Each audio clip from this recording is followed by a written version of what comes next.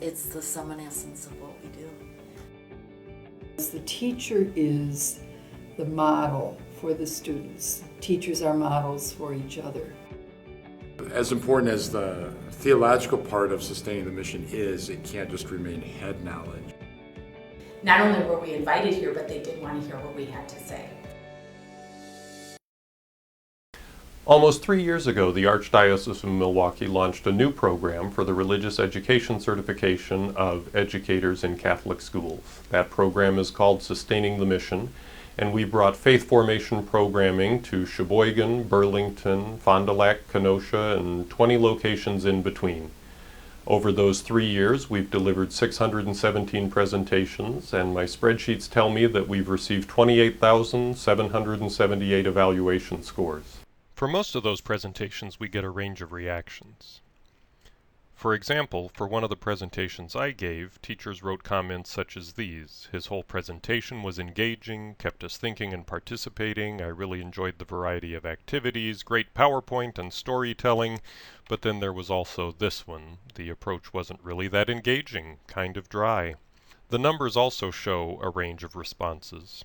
For example, for one presentation, there were 3 people who circled a 2 on the evaluation form. 8 people gave it a 3, 22 people gave it a 4, 11 people gave it a 5. The people who gave it a 2 probably can't imagine that 11 people gave it a 5, and the people who gave the presentation a 5 might be wondering what the people who gave it a 2 are complaining about. Similarly, different districts respond differently to the same presenter and the same presentation. For example, this presenter averaged a 3.93 in one district, a 4.19 in the second district. The third district thought it was wonderful, the fourth district thought it was blah, the fifth district thought it was good. Overall this year, when you put together all of those evaluation scores, we have averaged a 3.98, which is pretty good. Through surveys of the principals and focus groups with both principals and teachers, we've heard both that Sustaining the Mission is a good program and that there are ways that it could be improved. We do read and pay attention to the comments that teachers write on the evaluations, and we have our own observations from giving all of those presentations, so we have a lot of feedback to consider as we continue to shape and enhance Sustaining the Mission. Responding to those observations and that feedback, we will be making some changes beginning this coming fall. We're referring to these changes somewhat playfully as Sustaining the Mission version 2.0, using an analogy of computer software. Once a company introduces some software, after a couple of years they revise it, they work out some of the glitches, they add some new features, they try to improve the user interface, and they roll out version 2.0. That's what we're doing here. These changes were developed collaboratively, involving focus groups and discussions with a wide range of people. We're looking forward both to affirming the strengths of this program and making enhancements based on the feedback we've received. Our teachers came back from the focus group. They felt very empowered. They felt like what they had to say made a difference, and they were very quick to share it with everyone, that they were invited, that they went, that their opinion counted. It's actually a movement into a new level of integrating the tremendous content of Sustaining the Mission into personal spirituality and personal living. The afternoon sessions are always kind of a hard thing to deal with, but if teachers are able to make some choices on something that would be of particular interest to them, and just being able to have more current topics to present to teachers as an opportunity, I think will really make that afternoon a lot more exciting to them. Our methods are varied, and the opportunity to share varied methods with our colleagues is going to be an additional component that's going to strengthen the Sustaining the Mission program. I know for new teachers, just having that opportunity to develop some kind of teaching methodology will be an important part of their whole development as a teacher. So what will version 2.0 look like? Much of the program is going to stay the same. Our focus will continue to be a systematic curriculum of theological content. We will still have districts scheduled 2 days a year for Sustaining the Mission, and the mornings will remain essentially unchanged. The changes will take place primarily in the afternoon. That is some of the clear feedback we've received. These are long days. Even if the last presenter is really engaging, afternoons are hard. So we will make changes in the afternoon, and those changes will involve a class that focuses specifically on methods and some small group sessions that will focus on integration. Here's what that will look like.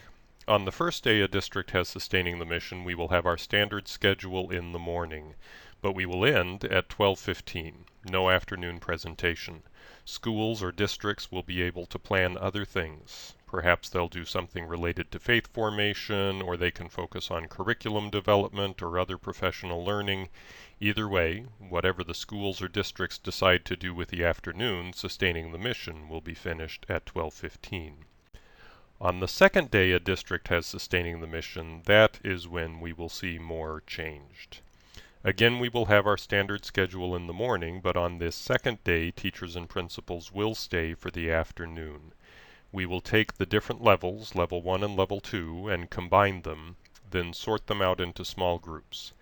The teachers who need methods, those who teach religion class and don't have advanced certification yet, will be in a class specifically focused on methods. This first year it will be methods for moral development. Another year it might be methods of teaching scripture. If we have more than 25 or so, we should be able to split them into two groups and say, okay, teachers of kindergarten through 4th grade go to this room, teachers of 5th through 8th grade go to that room. These methods classes will be practical, hands-on sharing of ideas and best practices so that teachers will walk out with specific activities to use in their teaching.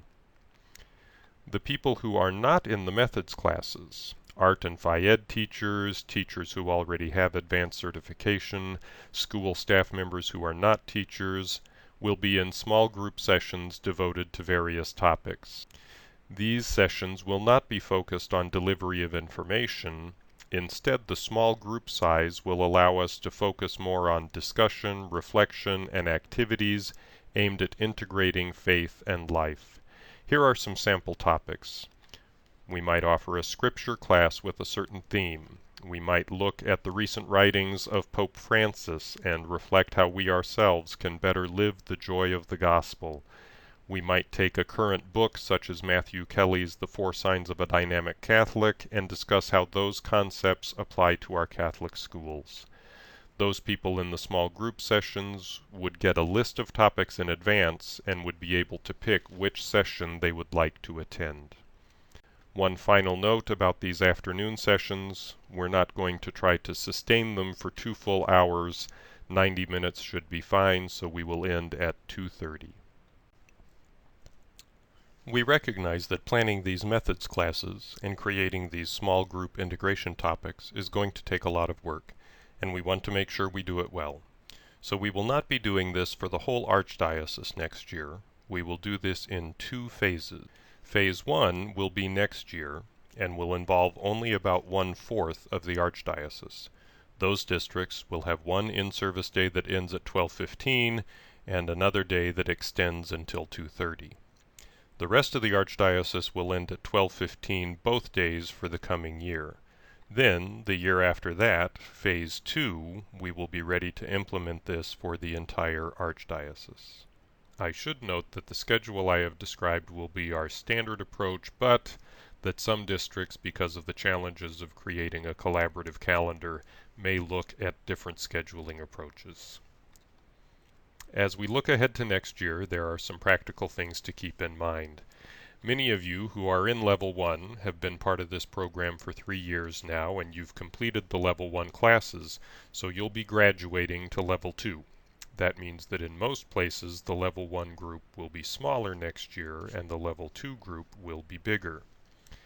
With these changes, we will have fewer presentations of the core content each year, so that means we will need more years to cover all of the classes in Level 2.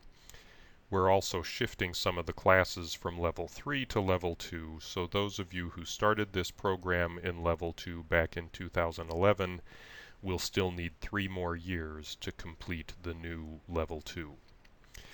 We chose not to extend Level 1 though. Even though there are fewer presentations each year, we wanted teachers to move through Level 1 fairly quickly so that they could join their colleagues in Level 2. So in order to keep Level 1 at 3 years, we're adjusting the Level 1 curriculum slightly. You'll be able to see the specific curriculum changes on new lists of classes and on new tracking sheets, which will be coming to you at the beginning of next year. The tracking sheets will require some attention because most of you will have some of your classes on the old tracking sheets and some of your classes on the new tracking sheets.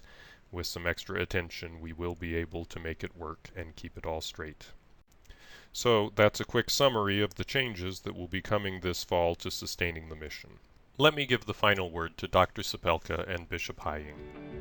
I'm very grateful. In fact, I'm increasingly grateful for the engagement of our teachers in this process and the ways in which they seriously take the content and the impact of sustaining the mission into not just their classrooms, but into their lives. Our teachers are the apostles of today.